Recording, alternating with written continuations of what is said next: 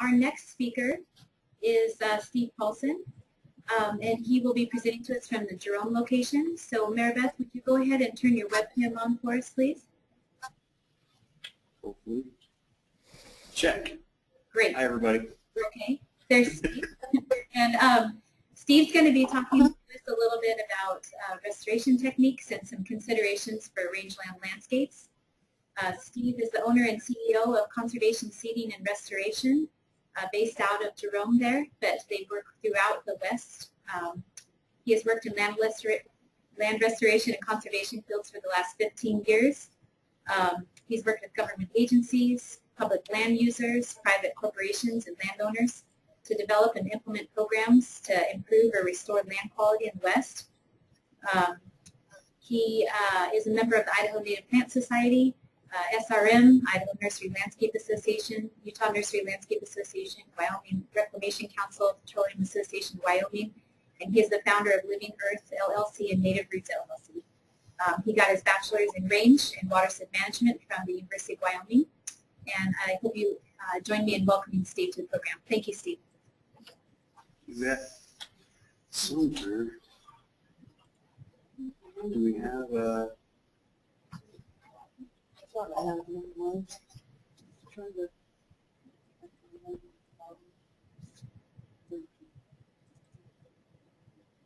here we go. Over here. Everybody have a shot of the PowerPoint there? Yes. Don't everybody jump in all at once. Yes, we did. All right. Okay. So just a brief history so you understand where I'm coming from.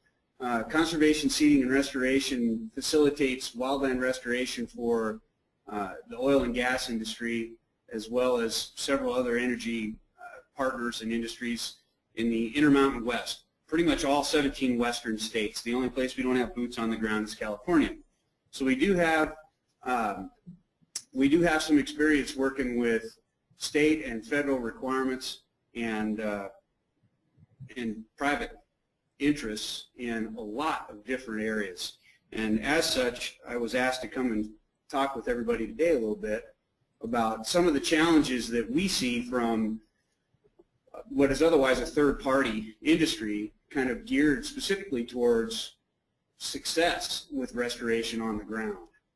And I'm not sure if we're having technical difficulties everywhere. One moment, please. I wonder if we get the view they get. We're seeing it. Perfect, Maribeth. Perfect. All right. So, suffice it to say, oil and gas, geothermal, linear power lines, these things they're a different type of land disturbance than what Idaho, in my opinion, is used to seeing out there on its public lands in particular. It's important to note that it's a long-term process, start to finish, just to get these things permitted and on the ground takes a substantial amount of time. And once they're out there, they're generally out there for a substantial amount of time, often 40 to 60 years is the life of oil and gas, wind power, geothermal. There's a long lifespan with these things, and so they're there for a while. All that to say that there becomes a lot of kind of tertiary interests that come on board with that development, focal disturbances being one of them. In that capacity, this particular part here with well pads and wind towers, you know, once you start getting voluminous inclusions in the landscape in the way of surface disturbance, what you find is that what starts out with a simple and well thought through plan turns into quite a complex scenario, and it incites a lot more vigor from John Q. Public as it continues to grow and develop. And those are things to be kept in consideration as Idaho takes on some of these new disturbances. Sounds like we're doing a good job with that based on the former presentation. Linear disturbances are ideally shorter lived, but unfortunately not as well regulated in the western United States at large. Power lines, pipelines, and roads are amazingly left to their own devices for restoration oftentimes. Most of that is due to the lease agreement by which the power line, pipeline, or road was put in place. So if the operator is here today, gets the pipe in the ground tomorrow, and then is done with the construction phase of that pipeline, it oftentimes becomes problematic as they don't have service corridors for restoration activities along those linear disturbances. And so, as a result, those become really interesting talking points for public meetings and long-term disturbance as it comes into weed abatement, animal unit months being serviced appropriately on public lands, et cetera, et cetera. And then the other thing that I think it's important this group kind of keeps in the back of their mind is associated development with regard to oil and gas or any big project. Processing facilities are not to be left unthought, and oftentimes folks are a little bit surprised by the sheer volume of support facilities that it takes to pull some of these developments down. We've seen a lot of that, especially in Wyoming and Colorado. It becomes very interesting as these things get developed. You put them in the ground, like right now, for instance, the 9 wells that are being explored in Idaho, service pipelines came up already, so you have to have service pipelines to actually get the produced mineral away from the well itself. That's got to connect to a bigger service pipe, and there has to be a compressor station somewhere along the way to clean it up, take the fluids off, and go somewhere with it. All that extra stuff is well understood by the oil and gas industry and, quite frankly, the BLM. Not necessarily well understood by all the participants on public lands. And that becomes, a challenge for education moving forward. The other thing that I think is really important to note is growth in towns and cities as service providers for this kind of development. Now, this group doesn't really play so much to that, but I think it's important to know that right now in North Dakota, you're hard-pressed to find groceries on the shelf at a store like Walmart.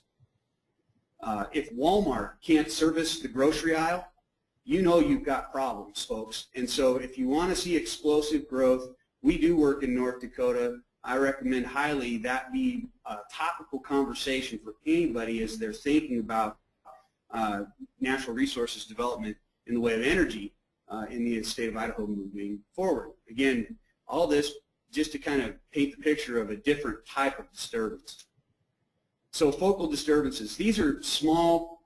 The idea here is that focal disturbance is going to equate to like a well pad or a small development site, 10 acres or less. These things are superbly disrupted. They're botanically destroyed when they go in. They're taken back to mineral soil. Oftentimes there's lots of soil handling issues that come on board with development, especially in places where soil handling is not well thought through before the restoration process begins. It's been our experience that typically folks are very eager to get going on development, as most oil and gas wells now are running between 1.2 and something on the order of $2.1 million per hole to get in the ground start to finish. There's a lot of investment there. The irony is to do the restoration on those sites and to get them in compliance is something on the order of about $10,000 over the course of 5 years, and that would include things like weed abatement, annual monitoring, geospatial data collection, and the like. So that's a full suite of things. So you can imagine if you're spending on the low end $1.2 million to put a hole in the ground, and only $10,000 is what it takes, $10,000 give or take, to get it back into compliance with surface restoration standards. You can imagine that there might be a few things put in high gear to get that $1.2 million in production quickly. And so those are things to be thought through as well from the regulatory standpoint. And I think as far as restoration goes, pre-disturbance monitoring was brought up. It wasn't called out as pre-disturbance monitoring, but we've gotten really quite handy at that. And as we move through NEPA, the EIS, and the subsequent record of decision that we all have to operate to when we hit the ground, as all those things happen, it's important to note that in that process, restoration plans are now being called out and very formal. And in there typically is a pre-disturbance monitoring mandatory action that allows us to go back in and in some capacity mirror the off-site undisturbed ecological site, I guess. For this group, I'll stay there with that. Water issues are really profound with most oil and gas development. If we don't have coal bed methane in Idaho, and I don't think we're going to have coal bed methane in Idaho unless somebody can come up with a bunch of coal seams real quickly, I don't think we're going to have that issue. But coal bed methane is probably the biggest example of water production being problematic with surface discharge. It literally got in front of the regulators in a big way over in northeastern Wyoming in the Powder River Basin. It was really interesting to see that take place.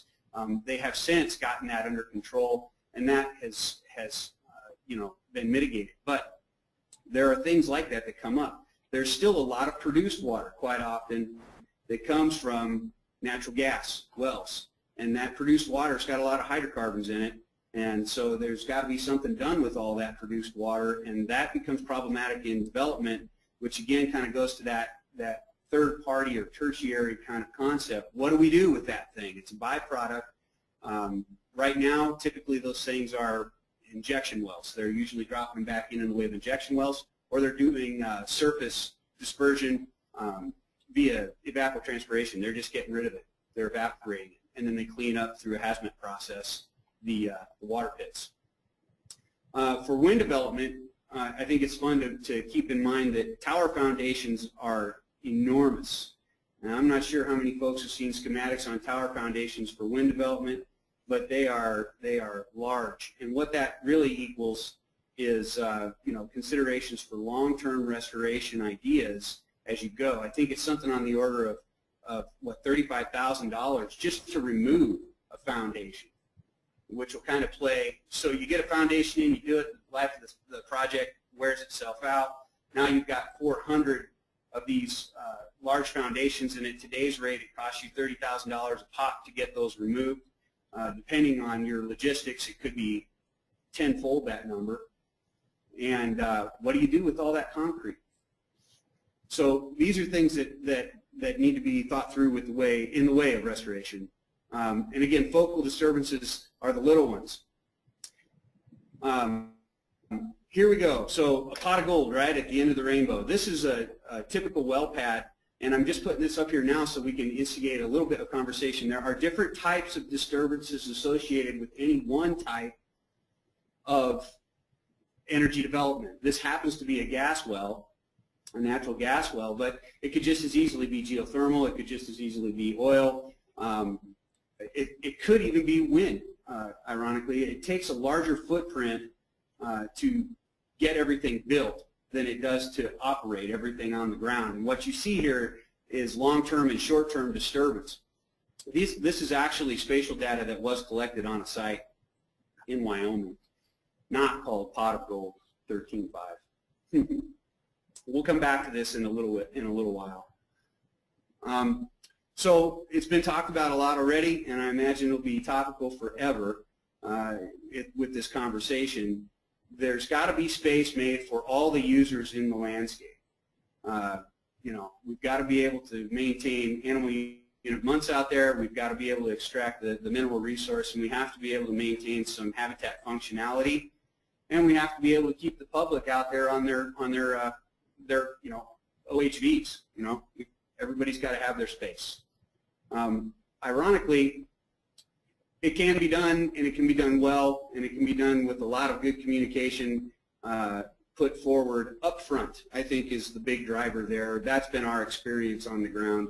If we come back on surprises in the process, that's when things get really contentious and people start getting a little antsy about development, and things start getting shut in and slowed down, and it gets a little problematic. So on to linear disturbances.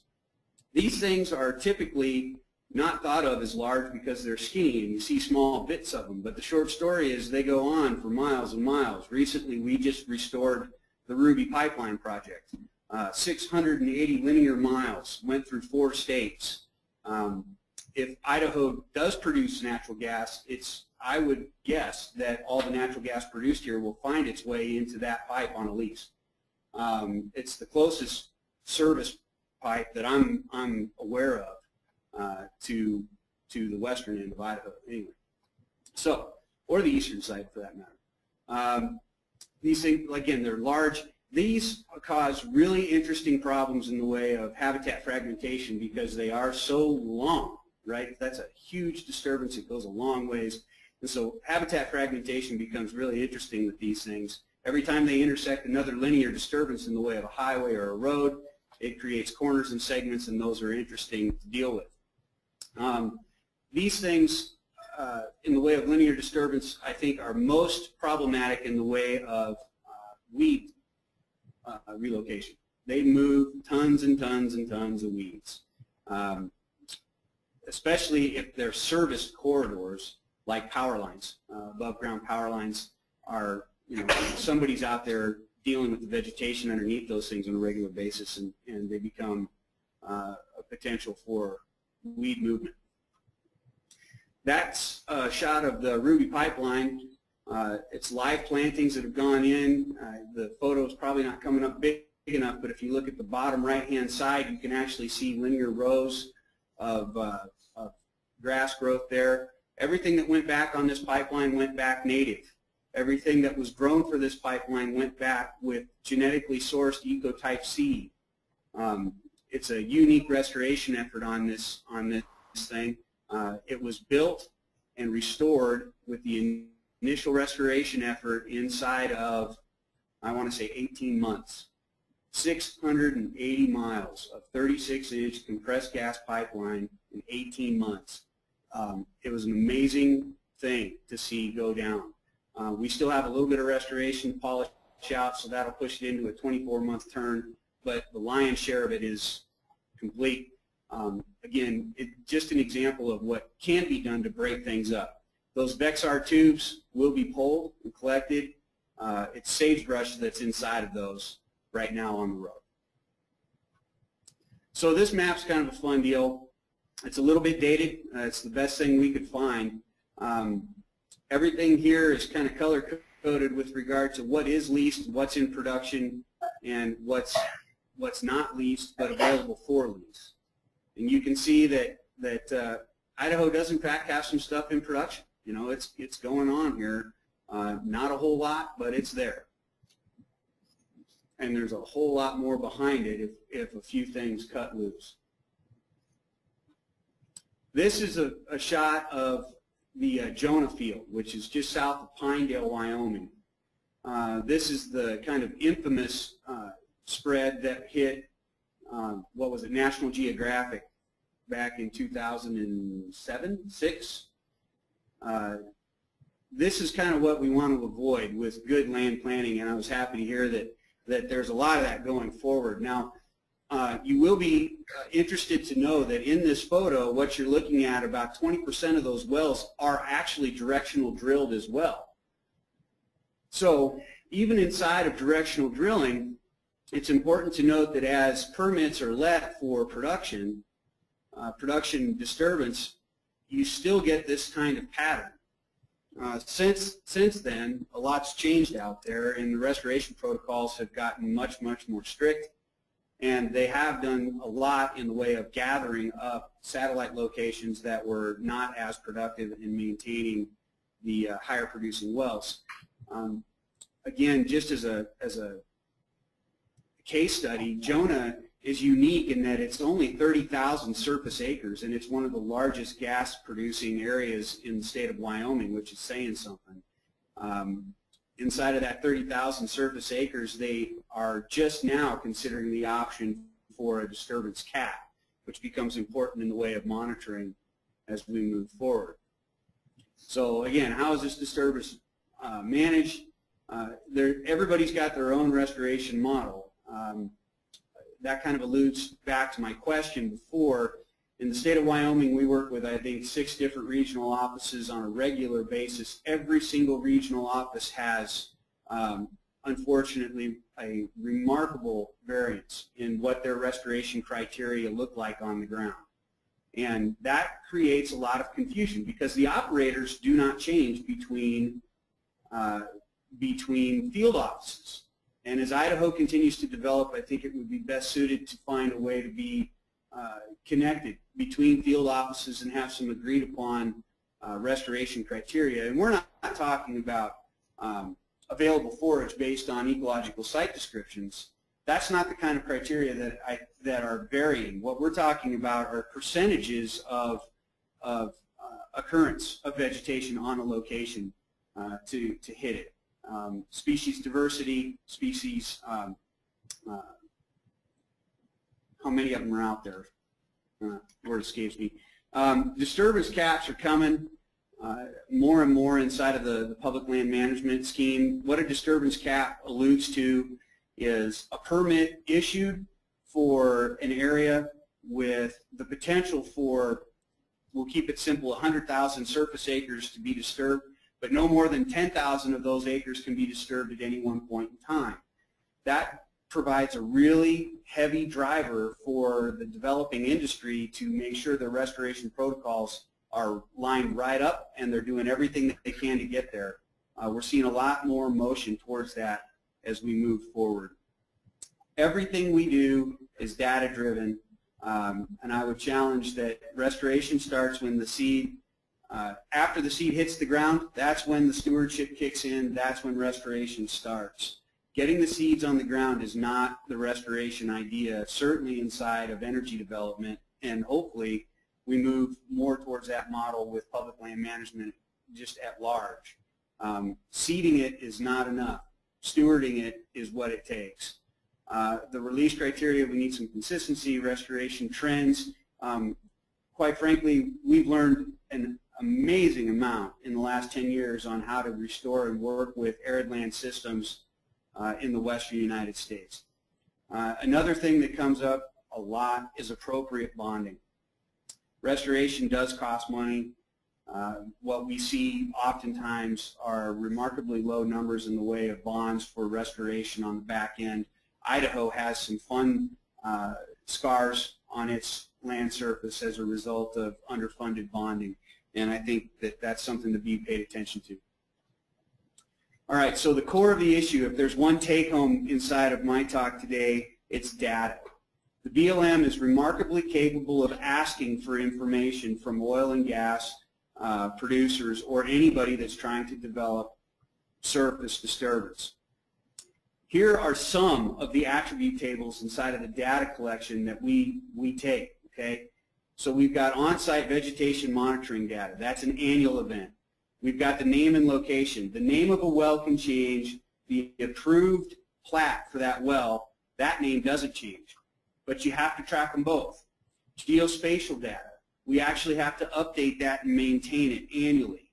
The soils data we get up front in the pre-disturbance monitoring aspect, and then we also have subsequent soils data when we go back for P&A, which is plug and abandon. We have to maintain a well history, including the seed that was used inside of the restoration efforts and all of the weed abatement that has gone on any surface disturbance. So we need to know who sprayed it, when they sprayed it, what they sprayed it with, and at what rate. That's an annual occurrence. The seeding data, I can go on and on. Short story, hopefully everybody's getting the idea that there is a copious amount of data associated with any of this surface disturbance, all of that data being requested by the BLM, all of it being handed off on a regular basis. Idaho is in a unique spot where it can get ahead of the curve and have a database handling scenario capable of effectively dealing with this volume of data. Right now I can tell you with a lot of confidence that there is a ton of information being handed off to the BLM that no one looks at, no one can get to, and no one can verify or justify. And that's not a fault of anybody other than it became very easy to ask for the information and very difficult to handle it. This stuff is huge. We're talking rooms of server capability here, terabytes of information, lots and lots of data.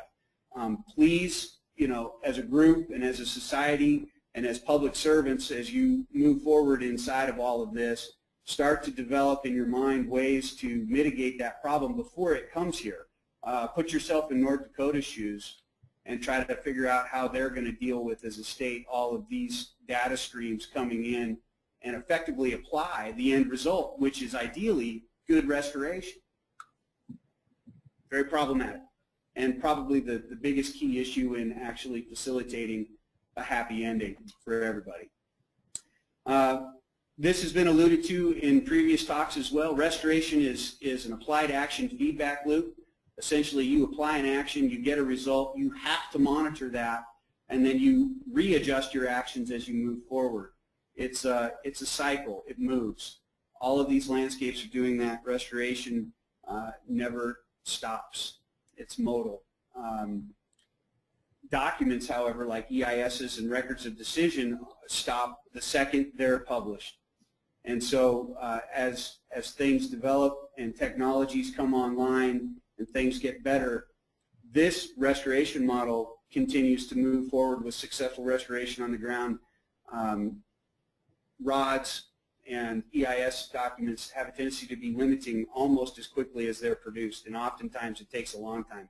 For instance, when I say it takes a long time, Continental Divide, Treston Junction in the Atlantic Rim, which is just east of Wamsutter, Wyoming, west of Rawlins, Wyoming, has been under an EIS development curve now for something on the order of 8 years. It's a huge project, but 8 years. In that amount of time, restoration technology has changed dramatically, which has almost been problematic in the foundation or in the forming of the EIS document, because we continue to learn, so they continue to shift. Keep that in mind with development of energy in the state of Idaho as you move forward. So, in the state of Idaho, energy development, my opinion, is the new kid on the block. Wyoming's kind of had this stuff around for a while. Colorado's been dealing with it. Utah's been dealing with it. It's not old hat, and certainly good native wildland restoration technology is really come online in the last decade, in my opinion. There's been a lot of stuff going on. These guys are no different than the cowboys out there grazing cattle. Quite frankly, they want to use public land just like they do. They want to be able to ride their OHVs out there just like anybody else would. Making sure that standards apply to oil and gas or any energy development that are out there for everybody else is probably good protocol. It gets a little fuzzy when you ask one group of users to perform at a different level than you do any other subset of user. And just to keep it in social context as these guys move in and start to do their scenario. Restoration does cost money. This stuff isn't the cheapest thing to do, but it is remarkably insignificant in the greater scheme of development on public lands. Understand your disturbances before they show up. Idaho's got a unique opportunity, in my opinion, in that capacity. Again, communicate between regional offices and state and federal offices. IDEQ and BLM and Forest Service would all benefit greatly by having a set of criteria that they've all talked about and agreed to prior.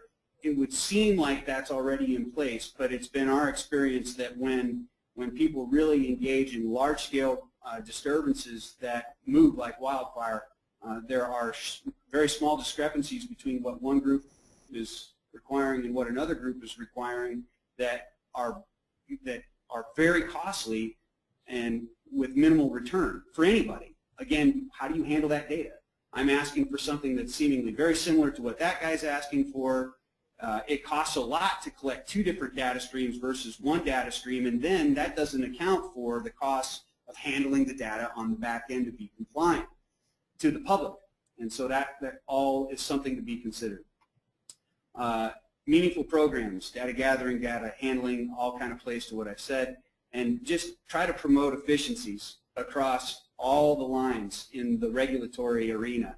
that will facilitate a lot of happiness and will actually put a lot of dollars inside of the restoration model that are otherwise taken away due to redundant or duplicative ideas. So there you go. In the end, it's a guy on a tractor with a seeder trying to get it done. It's still soils, seeds, weeds, plants. You know, that's what restoration ultimately ends up being. Ironically, a lot of it's discussed, talked about, and bantered over in political arenas. And so, if we can get seeds on the ground, I think that's a benefit to one and all. And I'll leave it at that. Does anybody have any questions?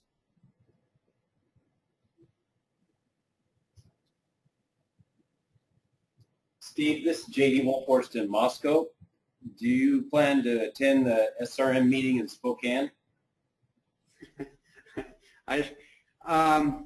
It's on the docket. I may or may not be there. Would you like me there? Absolutely. I got a hidden agenda. I can follow up after the meeting. Thank you.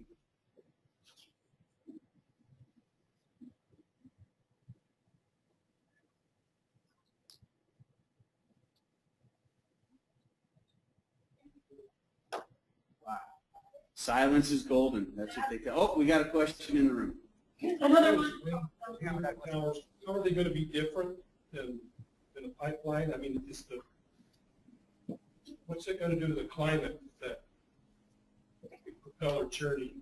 Okay, so the question is, how is wind power different than oil and gas or historic energy disturbances, and is there a climate-based issue around the differences? That's the question. My answer to that is that from a climate perspective, I'm not so sure that wind power would be a whole lot different than oil and gas from a direct connection. The VOCs, the air quality issues, however, with wind power are remarkably different. Wind power does require natural gas to perform up to snuff. All right, so there's still a need for a petroleum-based product to fuel and power some of the wind turbine activities. That's not commonly talked about, but it's a reality. So there's still some volatile organic compound emissions that are out there, and then all of the trucks that service all those wind towers also add to that. But I would tell you that oil and gas typically has a much larger curve with VOC inclusions than does wind. So I would say that, you know, the big stuff with wind and air quality is probably a lower concern, at least from my perspective, than it would be with oil and gas. But air quality is a huge arena right now. It's very large. I showed Jonah on screen, and Jonah in particular has, you know, they'll shut the entire field down numerous times a year, and that's no small feat. But they do that based on ozone readings, and they just shut it down. It's a phone call, and you can't even turn a truck on. So, you know, energy development's a unique critter, but from an environmental perspective, as far as weather and VOCs and air quality, wind I think is a less, you know, direct impact, but still nonetheless an impact. Any other questions? Steve in Boise, you know, with so much attention being paid to sage-grouse, I was wondering if you might comment on the feasibility of restoring sagebrush steppe habitat. What kind of success rate do you have? Are you getting criteria for habitat that might be usable by sage-grouse, and can you give us some sense of the cost range on that kind of a project? Sure. So there's some good news there. And we can share a lot of data that's been made public with regard to restoration with native plants being successful in oil and gas developments. We are getting there. When we first started our projects, we started in the Wamsutter asset, which is essentially south central Wyoming, for those of you that may or may not know. We picked up roughly 1,200 wells there when we first started in that asset. Of the 1,200 wells, when we did an initial survey, an initial monitoring event, of that I think we had 10 that were compliant, and that included all of the historic plug and abandon wells on site. So that was a development that was something on the order of between 20 and 30 years old by the time we got there. Now, not all 1,200 wells were that age. Certainly, there's been a lot of development, and there's been a lot of development since. Here's the back end. Since we've been there, in seven years' time in Wamsutter, we have successfully seen criteria hit on something on the order of about 800 wells, if that gives you any indication of how we've moved from restoration success. The criteria in Wamsutter are, again, unique to Wamsutter. Jonah operates under a group called the JIO, the Joint Interagency Office, which encompasses every regulatory agency you can possibly imagine, and their release criteria are remarkably more difficult than the release criteria in Wamsutter. So, you know, I will tell you that we've managed to hit in Jonah. We have under our watch roughly 400 wells. Of those 400 wells, we've achieved NOT status on, I want to say, about 360 of them. Notice of termination is the Wyoming Department of Environmental Quality's 70% of adjacent vegetative cover with perennial native veg criteria point. We've achieved that on, you know, 90% of what's in field there. So we are seeing some success. How does that correlate to sage grouse? We've been actually doing some really fun work in conjunction with a company called Hayden Wing and Associates out of Laramie, Wyoming, funded through BP and the Petroleum Association of Wyoming, where we literally tagged birds with GPS units, which is just wild. Everybody should do that once in their life. But we've been tracking these guys around out there now for several years. It's been a really fun project.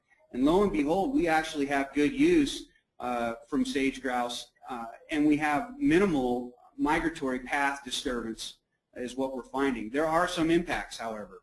The big impacts are on the initial development curve, and so a better process to lay out roads, pathways, and pad development up front has mitigated a lot of movement by sage grouse over time. So there's the data streams out there on sage grouse restoration as it pertains to energy and linear disturbances are prolific. There's a lot of it out there. And I'd be happy to talk about it more. That's a 2-day presentation, as you're aware. Steve, thank you. Did I answer your question? Okay. Steve, just in an effort to stay close to time, I just might entertain one more question that came from Karen Launchbaugh here in Moscow. We do have quite a few students in attendance here at the Moscow location, and we were wondering if you have any recommendations for classwork that students could take in terms of courses that could prepare them more for a career in the restoration occupation. Oh, yeah, 2 things, botany and soil. Okay. I think we're good then. Well, it turns out if you know what plants they are when you start, it facilitates happiness on the back end when you're trying to put them back. And soils are remarkably poorly understood at large in restoration protocols, and how soils are handled is very important. So soils and plants are huge. The other thing I would encourage anybody that's currently trying to find their way into restoration, you're going to have to know how to talk to people and work with folks. And a lot of these people are not the easiest set of folks to deal with or talk to all the time. Not everybody's happy every day in our industry. And so find yourself in some capacity being trained and educated on how to communicate effectively with people. That would be my advice for students. Excellent. Steve, thank you very much. And